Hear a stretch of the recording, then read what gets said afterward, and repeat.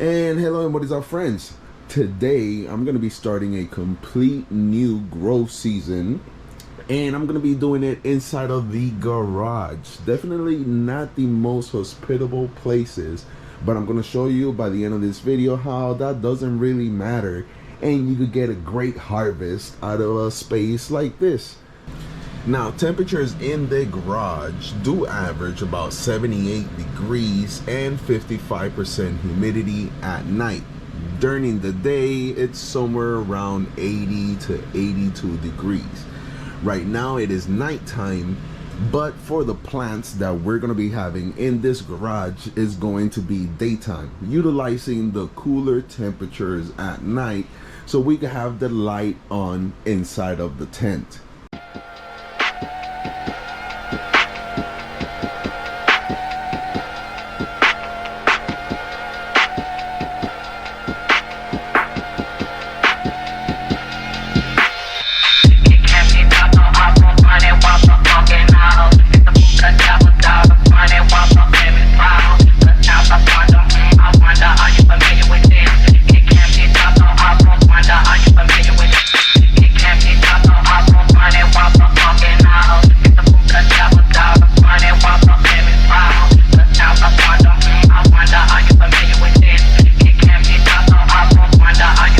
Since I'm in veg, I'm not going to be using the carbon air filter until I get to flowers. So for right now, since I have warmer temperatures, I'm pretty much sucking the cooler air outside in this room, and I'm going to be pumping it inside of the tent.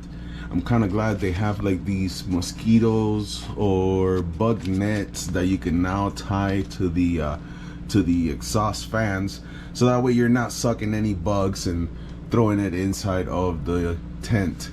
As for the light ballast, I like to keep it outside of the tent, somewhere around the fan, so that way I can get some cooler air and cool this ballast when we start using it a little bit more towards later veg and upping up the light intensity on the plants that we're going to be using in this 4x4 tent.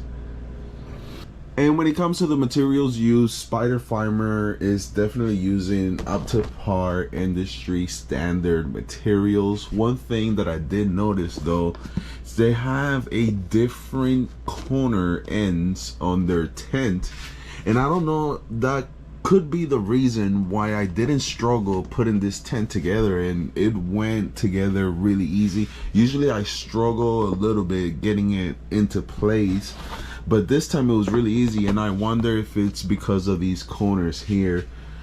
When it comes to the light, it's really lightweight, and after inspecting it, there's literally nothing that I could find wrong with it.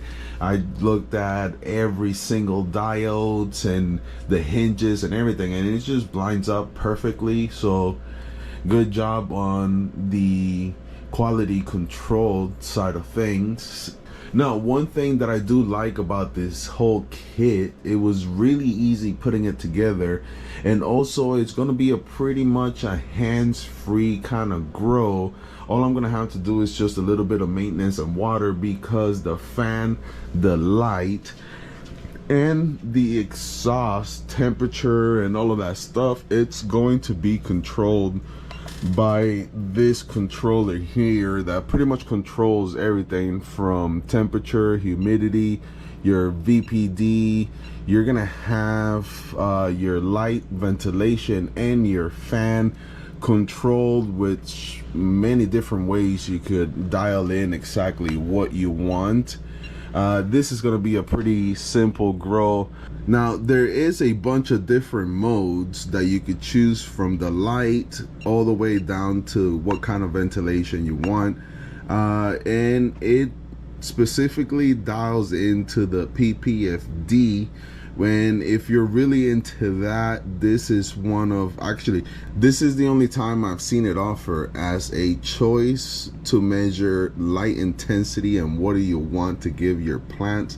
So I will be messing around with that, giving a different PPFD during different times of day, and messing around with their light schedule and stuff like that. You could go from time dimming to time PPFD to manual. Right now I have it on manual, but I will go through all those settings. Overall, I have everything ready to go and put plants in here with the fan at, let's see, ventilation at 25%, but I'll probably do 35 to 40% of airflow going in at all times. The fan, right now I have it on level 1, which is should be plenty. The plants that I'm going to put in there are kind of small right now, so on level 1 it should be fine. The running speed and the oscillation are both on level 1, but you could like really control the settings of the fan. And when it comes to the heater, which is another option that's in here, I'm not running any heater, and by the time I get to flower, I don't think I'm gonna need one, so I'm not too worried on that side. But yeah, this thing, I am gonna go through it and check out everything that it offers, because there is a lot of settings, alarms and stuff. You could really dial this in to where it's more like a hands-free. You only have to come in here to do a little maintenance and water and stuff. But overall, this has a lot of features that I haven't seen other companies include in their options, so I'm gonna do a little bit of the deeper dive into that. For the most part, everything is just gonna stay like this for now. The exhaust fan's gonna stay up there, that's gonna stay here, and I'm gonna be running 4 plants in this tent, and I'm gonna probably more than likely do a 2.5 week veg and then flip them to flower, and we'll see what we could get out of this space here. I'm thinking, I don't know, a little bit over a pound, just like every other 4x4 that I've done. But I might do CO2, might not. Let me know down in the comments what kind of strain, what kind of plants you guys want to see in here. I'll throw what I have in the comments, and you guys could pick from that comment that I dropped with the strains that I have, so you guys could put in this tent. And yeah, for the most part, this is super simple. Like, that's it. All I have to do is put 4 plants in here, close this tent, and yeah, I'm on my way to getting some weight out of this setup. And kind of interested because I've never used these products before, at least from Spider Farmer, but I mean, they all look really good. The material that they've built is pretty good, so I'm kind of interested to see how long they last. And all right, friends, I think that's gonna do it for this video. And like I always like to say, I don't want to take any more of your time because I want you to watch the rest of my videos.